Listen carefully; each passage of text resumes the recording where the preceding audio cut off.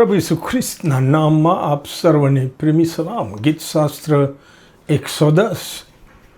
ગીતશાસ્ત્રમાં અમુક ગીતો જ્યારે લખાયા ત્યારે તે ભવિષ્યમાં આવનાર ખ્રિસ્ત મસીહા ઉદ્ધારક અને તેમનું જે રાજ્ય છે, તેમની જે રાજ્ય સત્તા છે એને ધ્યાનમાં રાખીને પવિત્ર આત્માની પ્રેરણાથી લખવામાં આવ્યા છે કે જે ગીતોને મેસિયાનિક સામ્સ કહેવામાં આવે છે.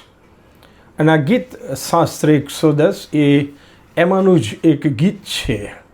પહેલી કલમમાં દાઉદ ભક્ત આ પ્રમાણે લખે છે કે પ્રભુએ મારા પ્રભુને કહ્યું, હું તારા શત્રુઓને તારું ઉપાયાસન કરું ત્યાં સુધી તું મારે જમણે હાથે બેસ.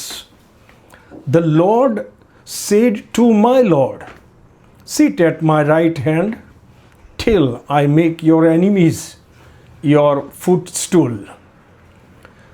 ઈસુ ખ્રિસ્ત પોતે આ ગીતને ઉલ્લેખ કરતા એ સાબિત કરે છે કે આ ગીતની રચના કરનાર એ દાઉદ રાજા પોતે છે. તમે જો માર્કની સુવાર્તા 12મો અધ્યાય 35-37, લૂક 20:41-44 વાંચો તો એમાં એ વાંચવા મળે છે.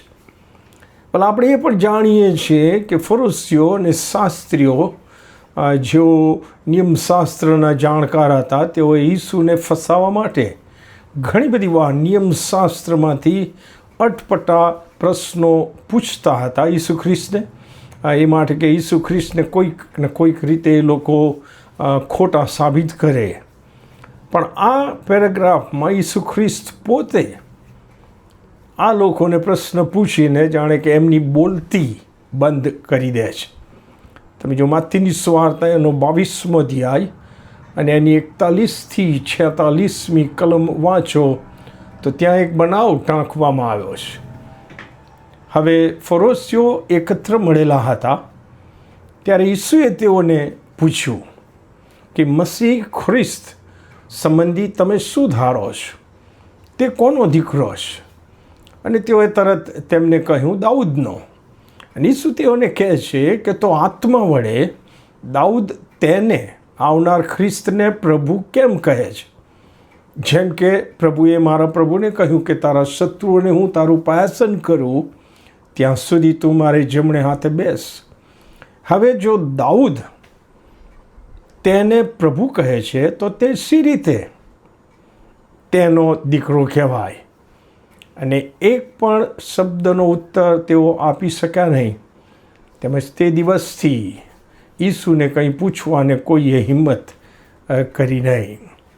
ભલે આપણે જાણીએ છીએ કે ઈસુ ખ્રિસ્તનો જન્મ યહૂદાના કુળમાં અને દાઉદના કુટુંબમાં વંશમાં થવાથી તે દાઉદના દીકરા તરીકે જ સુવાર્તામાં ઓળખાય છે.